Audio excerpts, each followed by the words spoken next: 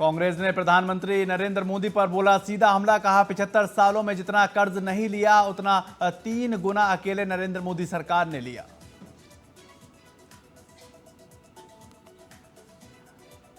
झारखंड राज्य छात्र संघ जेएसएसयू के बंद का असर, झारखंड सरकार की नई भर्ती नीति के खिलाफ 48 घंटे की हड़ताल जारी, रांची और प्रमुख शहरों में सुरक्षाकर्मी तैनात। स्मृति ईरानी ने अमेठी में पत्रकारों को धमकाया, सवाल पूछने को बताया क्षेत्र की जनता का अपमान, नौकरी से निकलवाने की दी धमकी। रविवार को रामलीला मैदान में केंद्र के अध्यादेश के खिलाफ आम आदमी पार्टी की महारैली, केजरीवाल ने पूरे विपक्ष को रैली में आने का दिया न्योता। उड़ीसा के बासागुड़ा में नक्सलियों द्वारा लगाए गए आईईडी बरामद, नक्सलियों की बड़ी साजिश को सुरक्षा बलों ने किया विफल।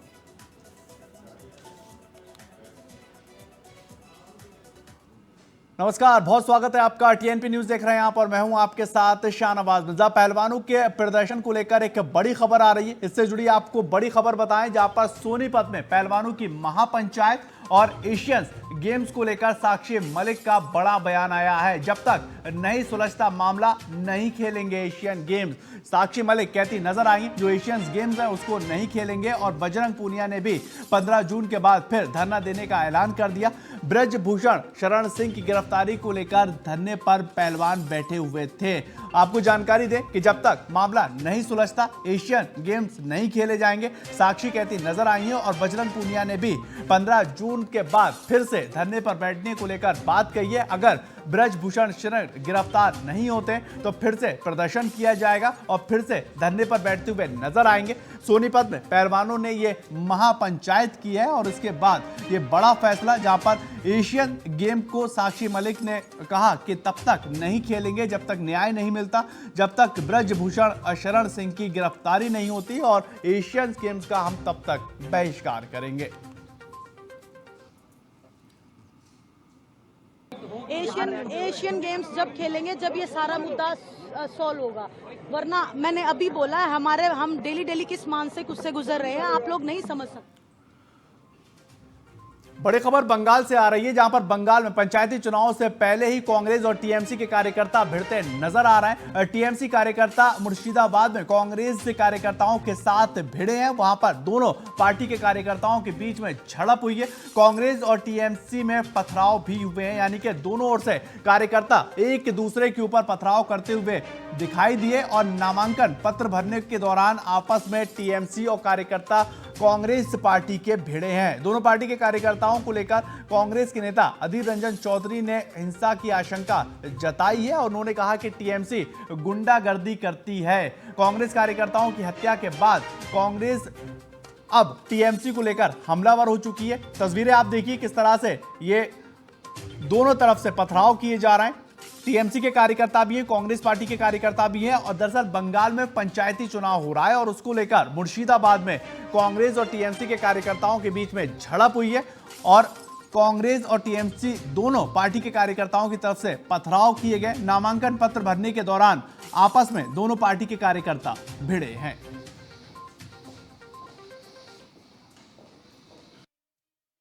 हमारे थे वो आशंका सही साबित हो रहे हैं। सिर्फ मुर्शिदाबाद नहीं, सारे बंगाल में सत्तारूढ़ पार्टी अपने पुलिस बल पर अपने गुंडेगर्दी करते हुए ये चुनाव को, जिसमें आम लोगों के भाग लेना अधिकार है, ये अधिकार आम लोगों को नहीं देना चाहते और इसी के चलते सारे बंगाल में इस तरीके की माहौल पैदा किया जा रहे हैं जहां भय, भेद, आतंक और अत्याचार, हिंसा और तनाव की स्थिति तय हो चुके हैं। पुलिस यहाँ चुप्पी साधी हुए हैं। बंगाल के जो इलेक्शन कमिश्नर वो भी ये सरकार की ये एक नुमाइंदे माना जाते हैं। सरकार की चापलूसी करना उनका फर्ज बनते हैं। वो उनके कोई दम नहीं है, कोई क्षमता नहीं दिया गया है। इसलिए हम लोग शुरू के दिन से गुहार लगाते आ रहे हैं कि किसी ना किसी तरीके से अगर सेंट्रल फोर्स को तैनात किया जाए तो आम लोग चुनाव में निडर होकर शिरकत कर पाएंगे। नहीं तो बंगाल में इस तरीके की इस तरीके की दहशतगर्द ये उधर एक और बड़ी खबर गुजरात से, जहां पर गुजरात से भारतीय जनता पार्टी मिशन 2024 का आगाज करेगी, जहां पर जन संपर्क अभियान चलाया जाएगा और अमित शाह गुजरात पहुंचे हैं। वहां जनसंपर्क अभियान को लेकर अभियान का कार्यक्रम का शुभारंभ होगा और पाटन स्थित गोकुल ग्लोबल यूनिवर्सिटी में पौधारोपण किया जाएगा। आप देख रहे हैं गुजरात पहुंचे अमित शाह और वहां जनसंपर्क अभियान कार्यक्रम का शुभारंभ किया है और पौधारोपण किया गया है। पाटन स्थित गोकुल ग्लोबल यूनिवर्सिटी में यह पौधारोपण किया गया और कार्यकर्ताओं के साथ चुनावी रणनीति पर भी गृह मंत्री अमित शाह चर्चा करेंगे। तस्वीरें आप देखिए, पौधारोपण करते हुए गृह मंत्री अमित शाह नजर आ रहे हैं और गुजरात से भारतीय जनता पार्टी के मिशन 2024 का आगाज होगा। महा जनसंपर्क अभियान के लिए अमित शाह गुजरात पहुंचे हैं और वहां पर 2024 को लेकर तैयारियां भी की जाएंगी। उधर केंद्रीय रक्षा मंत्री राजनाथ सिंह बिहार के रोहतास पहुंचे, जहां वे जेएनएस विश्वविद्यालय के दीक्षांत समारोह में बतौर मुख्य अतिथि शामिल हुए। कार्यक्रम को संबोधित करते हुए उन्होंने ग्रेजुएट हुए छात्रों को बधाई दी है और साथ ही मोदी सरकार की उपलब्धियों को भी गिनवाया। राजनाथ सिंह ने यह बताया है कि आज भारत तेजी से आगे बढ़ रहा है और दुनिया के टॉप 5 अर्थव्यवस्थाओं में शामिल हो चुका है। राजनाथ सिंह की माने तो 2027 तक भारत दुनिया के टॉप 3 अर्थव्यवस्थाओं में गिना जाएगा। आप सब सौभाग्यशाली हो कि आज हमारा देश बड़ी तेजी से आगे बढ़ रहा है।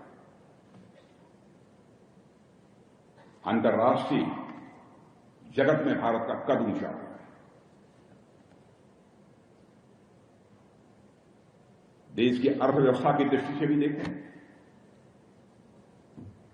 अब लंबी बात हो जाएगी, लंबा भाषण हो जाएगा, ऐसे अर्थव्यवस्था की बहुत चर्चा नहीं करूंगा, लेकिन जहां पर हम 2014 में दुनिया के टॉप 10 देशों में 10वें 11वें स्थान पर थे, इतने कम समय में आज हमारा भारत दुनिया की टॉप 5 इकोनॉमीज में आकर खड़ा है।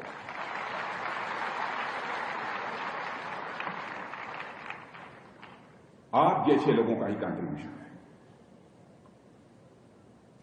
और जानते हैं, बार्गन स्टैनले का नाम सुना होगा, एक वहां के फाइनेंशियल एनालिस्ट ने भी यह बात कही है।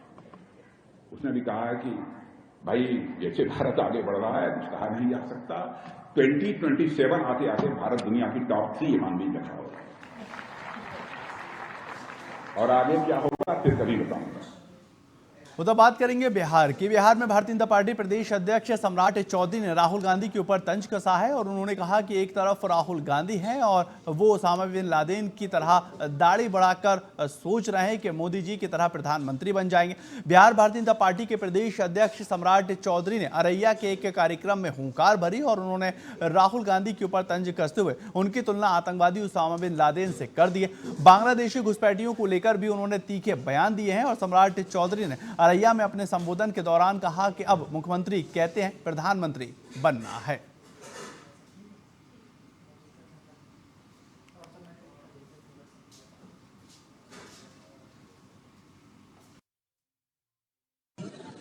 और पिछले चुनाव में हम कहा क्या कहा था उन्होंने, ये मेरी अंतिम चुनाव की लड़ाई, अब पता है फिर पड़ेगा, फिर कहते प्रधानमंत्री बनना है। भैया नरेंद्र मोदी जी ने तो आपको मुख्यमंत्री बनाएंगे, प्रधानमंत्री कौन बनाएगा ये तो बताइए। एक तरफ राहुल गांधी है, राहुल गांधी आजकल वो ओसामा बिन लादेन के तरह दाढ़ी बढ़ाकर खुद वही दाढ़ी बढ़ाकर सोच रहे कि मैं मोदी जी की तरह प्रधानमंत्री हो जाए। जब आपने यहाँ से चलिए छोटा सा ब्रेक, जल्द हाजिर होते हैं। आप बने रहें टीएनपी न्यूज के साथ।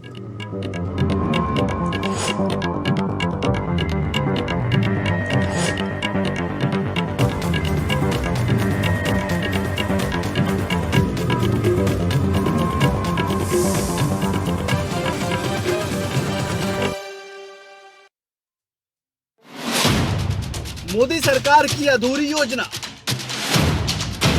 कब होगी योजना पूरी?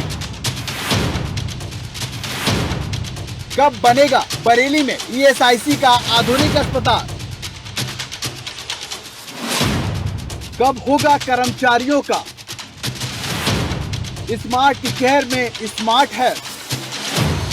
राष्ट्र का सवाल शाम 5:30 बजे देखिए टीएनपी न्यूज पर। मोदी सरकार की अधूरी योजना,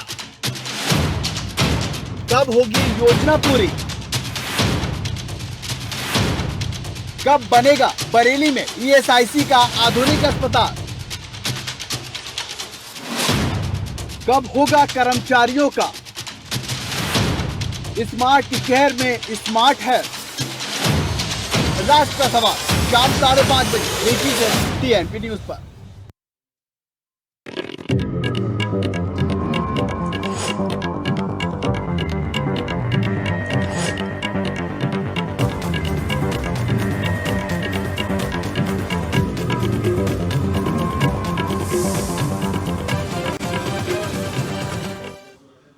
ब्रेक के बाद आपका स्वागत है। आगे बढ़ेंगे, बात करेंगे भारतीय जनता पार्टी के खिलाफ विपक्ष की एकता की कवायद अब जोर पकड़ने लगी हैं और जैसे जैसे लोकसभा चुनाव नजदीक आ रहा है वैसे वैसे विपक्ष की तमाम पार्टियां एकजुट होती हुई नजर आ रही। आपको बताएं कि मोदी सरकार के खिलाफ मोर्चाबंदी शुरू कर दी गई है और इसी को लेकर आगामी 23 जून को बिहार के सीएम नीतीश कुमार पटना में विपक्षी दलों के साथ एक बैठक करेंगे, जहां पर तमाम विपक्षी पार्टियों को न्योता दिया गया, जहां पर विपक्ष के खिलाफ रणनीति पर चर्चा की जाएगी। आखिर क्या है विपक्ष की तैयारी और किस तरह से चर्चा की जाएगी, इस रिपोर्ट से समझें।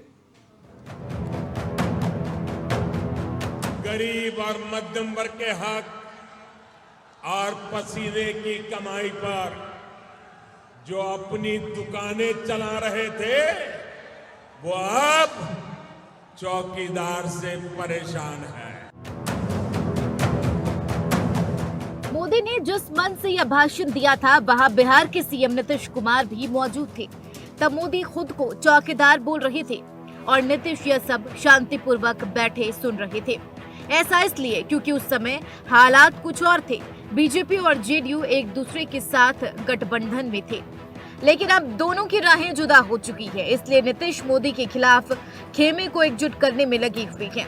2024 के सियासी समर में बीजेपी के खिलाफ एकजुट होने की कवायद शुरू हो गई है। विपक्षी दल एक मंच पर आकर बीजेपी के खिलाफ मोर्चा खोलने की तैयारी में जुटने लगे हैं। वेन्यू जो है वो पटना में है। पटना में एक बड़ी बैठक होने जा रही है और सभी नेताओं ने अपनी सहमति दे दी है और जो महागठबंधन की सरकार बनी, आदरणीय मुख्यमंत्री श्री नीतीश कुमार जी, राष्ट्रीय जनता दल के राष्ट्रीय अध्यक्ष आदरणीय श्री लालू प्रसाद यादव जी और सभी लोगों की ये कोशिश थी कि ज्यादा से ज्यादा विपक्ष जो लाइट माइंडेड पार्टीज जो हैं उन सबको जो है गोलबंद किया जाए, एक साथ बैठा जाए, रणनीति तय की जाए। नीतीश पटना में 23 जून को मोदी विरोधियों का जमावड़ा लगाने वाले हैं। इस बैठक की मेजबानी नीतीश कुमार करेंगे और डिप्टी सीएम तेजस्वी यादव भी मेहमानों का स्वागत करते हुए दिखाई देंगे। कहा जा रहा है कि यूपी की सियासत के बड़े सूबेदार अखिलेश यादव भी यहां पहुंचने वाले हैं। लेकिन यूपी ही नहीं बल्कि कांग्रेस नेता राहुल गांधी, पश्चिम बंगाल के मुख्यमंत्री ममता बनर्जी और झारखंड के मुख्यमंत्री हेमंत सोरेन भी शामिल होने जा रहे हैं। इसके अलावा बीजेपी के खिलाफ बीते साल में विरोधी बने उद्धव ठाकरे भी मौजूद रहेंगे। उधर एनसीपी प्रमुख शरद पवार और तमिलनाडु के मुख्यमंत्री एमके स्टालिन भी मोदी के खिलाफ ताल ठोकेंगे। लेकिन इस सब में केंद्र सरकार के खिलाफ लगातार मोर्चा खोले हुए दिल्ली के मुख्यमंत्री अरविंद केजरीवाल भी पहुंचेंगे, जहां से मोदी के विजय रथ को रोकने की कोशिश की जाएगी। कहा जा रहा है कि जिस तरह से लालू के नेतृत्व में अटल बिहारी वाजपेयी का रथ रोका गया था, उसी तरह से नीतीश की अगुवाई में मोदी के रथ को रोका जाएगा। धर्म का और क्यों ना हो, सबों ने इस देश को आजाद कराने में अपना खून बहाया है। तो कोई चाह देगा किसी को भगा दे और किसी का अधिकार छीन ले, ये महागठबंधन सरकार नीतीश जी और लालू जी के होते हुए किसी के बाप पे दम नहीं जाते। क्या क्या साजिशें चली जा रही हैं, सब हम लोग देख रहे हैं। लालू जी ने अडवाणी जी का रथ रोका, इस बार महागठबंधन की सरकार नीतीश जी के नेतृत्व में हम लोग यहाँ से मोदी जी का रथ रोकेंगे। लेकिन इन तैयारियों से ये तो साफ है कि विपक्ष का जुटना एकता ही नहीं बल्कि मजबूरी की निशानी है, क्योंकि विपक्ष जानता है कि मोदी राजनीति की वो सुरमा है जिसे अकेले हराना संभव नहीं है। हालांकि विपक्ष पहले भी मोदी के खिलाफ एकजुट होकर मोर्चा बना चुका है, लेकिन उसमें विफलता के अलावा कुछ हाथ नहीं लगा और अब विपक्ष एक बार फिर ऐसा ही कुछ करने जा रहा है। लेकिन जानकार इस मोर्चे को भी शंकाओं की नजर से देख रही हैं, क्योंकि विपक्षी एकता पर कई नेता ऐसे भी हैं जो आपस में कई मतभेद रखते हैं, जिनमें पहला नाम ममता बनर्जी का है। ये जो बोल चुकी हैं कि वो मोदी के खिलाफ लड़ाई में एकजुट है, लेकिन कांग्रेस को बॉस की भूमिका में नहीं स्वीकार करेंगी। उधर केजरीवाल हाल ही में केंद्र द्वारा लाए गए अध्यादेश पर मोदी के खिलाफ एकजुट होने का संदेश दे रही है, लेकिन क्या कांग्रेस उनका समर्थन करेगी? क्या दोनों दल इस लड़ाई में एक साथ आ सकेंगे? और अगर ये सभी दल एक साथ आ भी गए तो एक दूसरे की शर्तों के साथ कितने वक्त रह पाएंगे? उधर नीतीश भले ही पीएम के सवाल पर चुप हो, लेकिन मन ही मन में वो भी पीएम का सपना संजोए बैठे हैं। बहरहाल ये तो आने वाला वक्त ही बताएगा विपक्ष का यह मोर्चा कितना सफल साबित होगा, या पिछली बार की तरह मोदी की आंधी में विपक्षी एकता ताश के पत्तों की तरह बिखर जाएगी। Bureau report, TNP news.